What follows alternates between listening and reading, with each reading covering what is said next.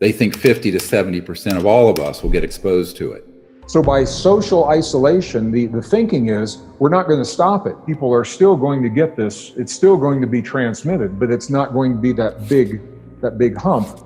That's what the isolation is all about. The reason we're all on lockdown or social distancing is that they're assuming everyone potentially has it and doesn't know it because they don't have enough tests. So when we end the isolation, we will probably see an uptick again, but we aren't going to see that big curve, and the healthcare system can manage it. And hopefully enough people have developed an immunity, either a natural immunity, which is they're thinking some people may actually have a natural immunity, or an immunity because they have had the virus and survived it. And by this time, some of these fast-track medications may help to create that. And then we're looking ultimately at what's called a herd immunity. This is the question, what happens next? In an ideal world, what would happen is that the isolation has been so complete that people have followed those recommendations to such a degree that the virus has burned itself out and that we all go back to our lives. The reality is that not everyone is following those. And when this quarantine period is over, that virus is still going to be viable in some segments of our population. That is pretty much a given right now. This is actually not a living thing, right? And I think a lot of people have a strange relationship with it because they feel like it's this enemy that's going to live anywhere and wait to get us, right? A virus does not even meet the biological definition of life. People say, well, if it's not alive, how can we kill it? And we can't kill it. You can't kill what is not alive. What we're doing is we're trying to deactivate it. You can think of it as information. All a virus is genetic information, DNA, very simple DNA that is wrapped in a lipid, a protein shell that protects it. And as long as that shell is intact, that is when the DNA is viable. Simple things like washing our hands actually break down that outer shell so that the information in that virus is no longer viable. The worst thing for people is to sit in front of the television doing nothing but being filled with anxiety and not eating well, not exercising, because guess what? That will really damage your immune system. And if your immune system is damaged, when you get this virus, you're going to be much sicker. Mushrooms, for example, there are peer-reviewed studies of mushrooms, very specific kinds of mushrooms. Agarikon is an antiviral mushroom. Turkey tail, an antiviral mushroom. Some reishi has some antiviral as well as antibacterial effects.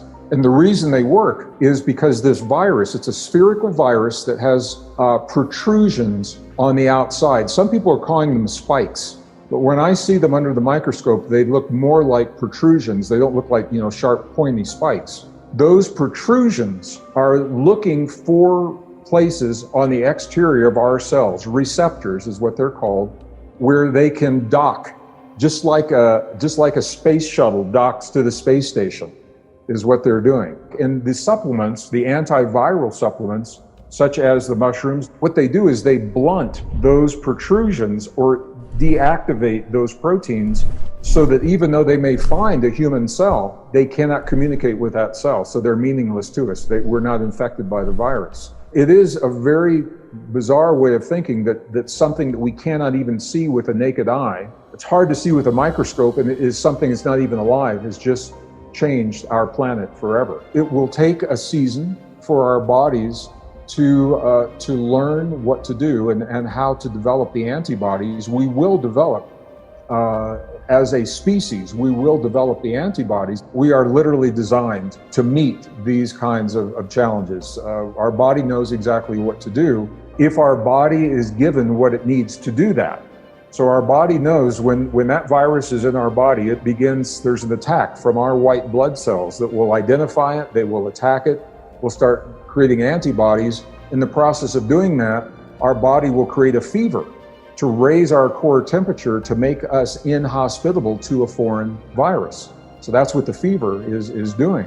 This virus attacks the receptors. Those little protrusions are specific for receptors on the cells in the lung, in the human lung, and particularly in the lower lungs.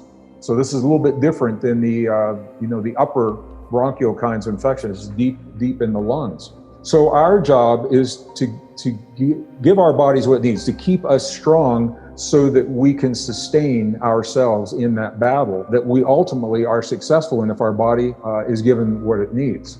The response to this and the virus itself may have a more devastating effect socially and civilizationally, and how we live and our livelihoods and what have you, than the virus itself. We can't go back into the world that we knew 3 or 4 weeks ago, because that world no longer exists. We're entering into a new normal. I'm not sure that anything's going to be quite normal as, before. This may be a civilizational change. We'll see. The question is, what does that new normal look like? The answer is, we don't know, because we're determining it right now. The choices we make right now are determining the world that is emerging. The virus may run its course, but the havoc it will play in society in terms of the economy and unemployment and people really being distressed will be longer lasting, frankly, than the virus. I believe, more than think, I believe we're going to be better people.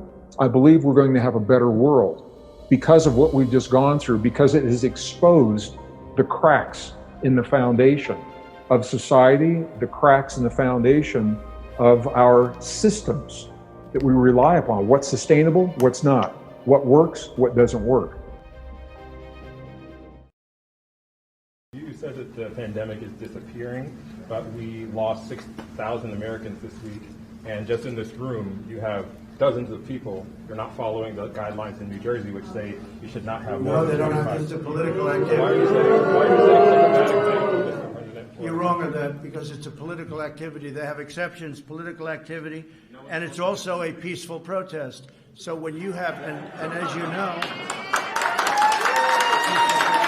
they asked if they could be, a number of, and to me they look like they all have, pretty much all have masks on, but you have an exclusion in the law. It says peaceful protest or political activity, right? In fact, specifically, it says exactly political activity or peaceful protest. And you can call it political activity, but I'd call it peaceful protest, because they heard you were coming up, and they know the news is fake. They understand it better than anybody. And they asked whether or not... Agenda 21 is coming soon.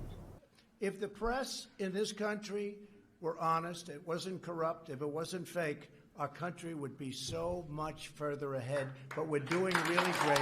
Thank you all very much. Thank you very much. At the beginning of the 21st century, the Umbrella Corporation had become the largest commercial entity in the United States. 9 out of every 10 homes contain its products. Its political and financial influence is felt everywhere. In public, it is the world's leading supplier of computer technology, medical products, and healthcare.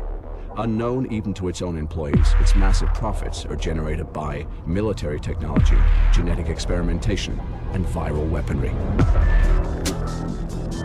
You're all going to die down here.